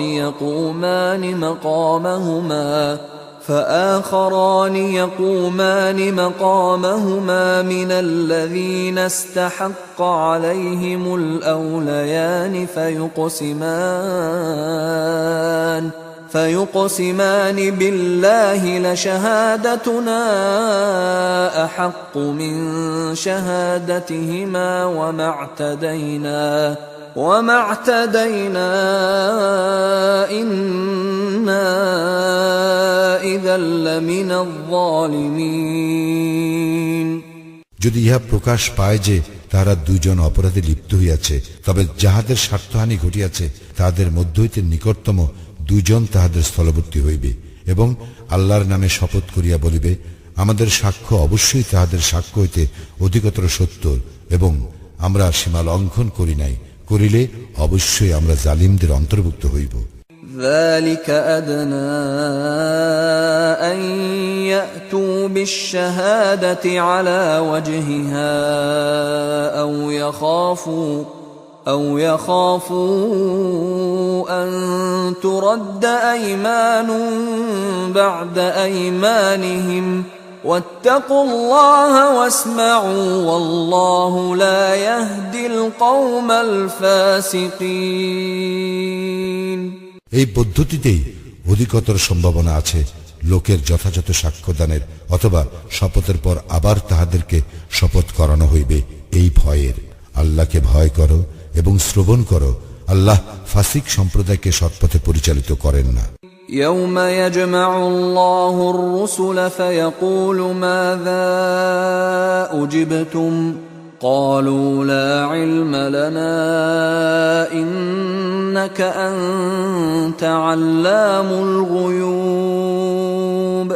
স্মরণ করো যেদিন আল্লাহ রাসূলগণকে একত্র করিবেন এবং জিজ্ঞাসা করিবেন, তোমরা কি উত্তর পাইয়াছিলে? তাহারা বলিবে, এই বিষয়ে আমাদের কোনো জ্ঞানই নাই, তুমি তো অদৃশ্য সম্বন্ধে সম্যক পরিজ্ঞাত। إذ قال الله يا عيسى ابن مريم اذكر نعمتي عليك وعلى والدتك إذ أيدتك بروح القدس تكلم الناس في المهد وكهلا وإذ علمتك الكتاب والحكمة والتوراة والإنجيل وإذ تخلق من الطين كهيئة الطير بإذني فتنفخ فيها فتكون طيرا بإذني وتبرئ الأكمه والأبرص بإذني وإذ تخرج الموتى بإذني وإذ كففت بني إسرائيل عنك إذ جئتهم بالبينات فقال الذين كفروا منهم إن هذا إلا سحر مبين। স্মরণ করো, আল্লাহ বলিবেন, হে মারিয়াম তন ঈসা, তোমার প্রতি ও তোমার জননীর প্রতি আমার অনুগ্রহ স্মরণ করো। পবিত্র আত্মা দ্বারা আমি তোমাকে শক্তিশালী করিয়াছিলাম এবং তুমি দোলনায় থাকা অবস্থায় ও পরিণত বয়সের মানুষের সঙ্গে কথা বলিতে। তোমাকে কিতাব, হিকমত, তাওরাত ও ইঞ্জিল শিক্ষা দিয়াছিলাম। তুমি কর্দম দ্বারা আমার অনুমতিক্রমে পাখি সদৃশ আকৃতি গঠন করিতে এবং উহাতে ফুৎকার দিতে, ফলে আমার অনুমতিক্রমে উহা পাখি হইয়া যাইত। জন্মান্ধ ও কুষ্ঠ ব্যাধিগ্রস্তকে তুমি আমার অনুমতিক্রমে নিরাময় করিতে এবং আমার অনুমতিক্রমে তুমি মৃতকে জীবিত করিতে। আমি তোমা হইতে বনি ইসরায়েলকে নিবৃত্ত রাখিয়াছিলাম। তুমি যখন তাহাদের নিকট স্পষ্ট নিদর্শন আনিয়াছিলে, তখন তাহাদের মধ্যে যাহারা কুফরি করিয়াছিল তাহারা বলিতেছিল, ইহা তো স্পষ্ট জাদু। وَإِذْ أَوْحَيْتُ إِلَى الْحَوَارِيِّينَ أَنْ آمِنُوا بِي وَبِرَسُولِي قالوا آمنا واشهد بأننا مسلمون। আরো স্মরণ করো, আমি যখন হাওয়ারীদেরকে এই আদেশ দিয়াছিলাম যে তোমরা আমার প্রতি ও আমার রাসূলের প্রতি ঈমান আনো, তাহারা বলিয়াছিল, আমরা ঈমান আনিলাম এবং তুমি সাক্ষী থাকো যে আমরা তো মুসলিম। إذ قال الحواريون يا عيسى ابن مريم هل يستطيع ربك أن ينزل علينا مائدة من السماء قال اتقوا الله إن كنتم مؤمنين। স্মরণ করো, হাওয়ারীগণ বলিয়াছিল, হে মারিয়াম তনয় ঈসা, তোমার প্রতিপালক কি আমাদের জন্য আসমান হইতে খাদ্য পরিপূর্ণ খাঞ্চা প্রেরণ করিতে সক্ষম? সে বলিয়াছিল, আল্লাহকে ভয় করো যদি তোমরা মুমিন হও। قالوا نريد أن نأكل منها وتطمئن قلوبنا ونعلم أن قد صدقتنا ونكون عليها من الشاهدين। তাহারা বলিয়াছিল, আমরা চাই যে উহা হইতে কিছু খাইব ও আমাদের চিত্ত প্রশান্তি লাভ করিবে, আর আমরা জানিতে চাই যে তুমি আমাদেরকে সত্য বলিয়াছ এবং আমরা উহার সাক্ষী থাকিতে চাই। قال عيسى ابن مريم اللهم ربنا أنزل علينا مائدة من السماء تكون لنا عيدا لأولنا وآخرنا وآية منك وارزقنا وأنت خير الرازقين। মারিয়াম তনয় ঈসা বলিল, হে আল্লাহ আমাদের প্রতিপালক, আমাদের জন্য আসমান হইতে খাদ্যপূর্ণ খাঞ্চা প্রেরণ করো। ইহা আমাদের ও আমাদের পূর্ববর্তী ও পরবর্তী সকলের জন্য হইবে আনন্দ উৎসব স্বরূপ এবং তোমার নিকট হইতে নিদর্শন, আর আমাদেরকে জীবিকা দান করো, তুমিই তো শ্রেষ্ঠ জীবিকা দাতা। قال الله إني منزلها عليكم فمن يكفر بعد منكم فإني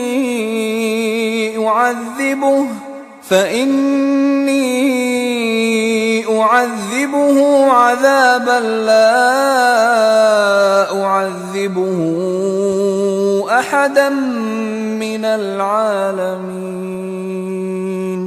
আল্লাহ বলিলেন, আমি তোমাদের নিকট উহা প্রেরণ করিব, কিন্তু ইহার পর তোমাদের মধ্যে কেহ কুফরি করিলে তাহাকে এমন শাস্তি দিব যে শাস্তি বিশ্ব জগতের অপর কাহাকে দিব না। وَإِذْ قَالَ اللَّهُ يَا عِيسَى ابْنَ مَرْيَمَ أَأَنْتَ قُلْتَ لِلنَّاسِ اتَّخِذُونِي وَأُمِّيَ إِلَٰهَيْنِ مِن دُونِ اللَّهِ قَالَ سُبْحَانَكَ مَا يَكُونُ لِي أَنْ أَقُولَ مَا لَيْسَ لِي بِحَقٍّ إِن كنت قلته فقد علمته تعلم ما في نفسي ولا أعلم ما في نفسك إنك أنت علام الغيوب।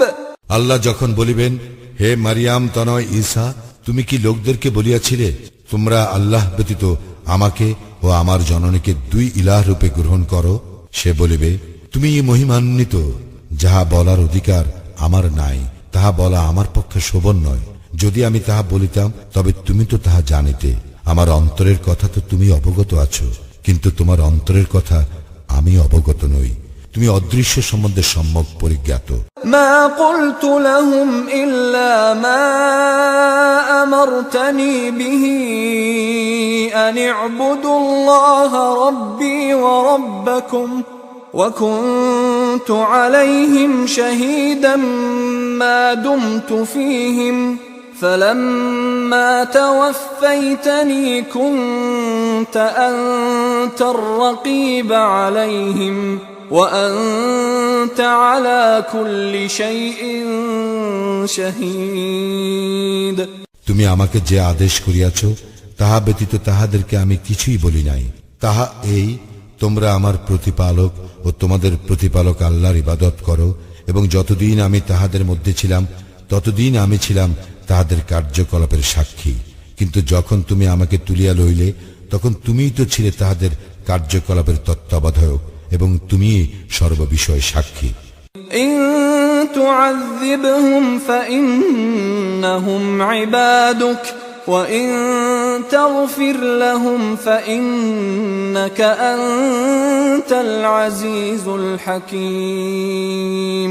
তুমি যদি তাহাদেরকে শাস্তি দাও তবে তাহারা তো তোমারই বান্দা, আর যদি তাহাদেরকে ক্ষমা করো তবে তুমি তো পরাক্রমশালী, প্রজ্ঞাময়। قال الله هذا يوم ينفع الصادقين صدقهم لهم جنات جنات تجري من تحتها الأنهار خالدين فيها أبدا رضي الله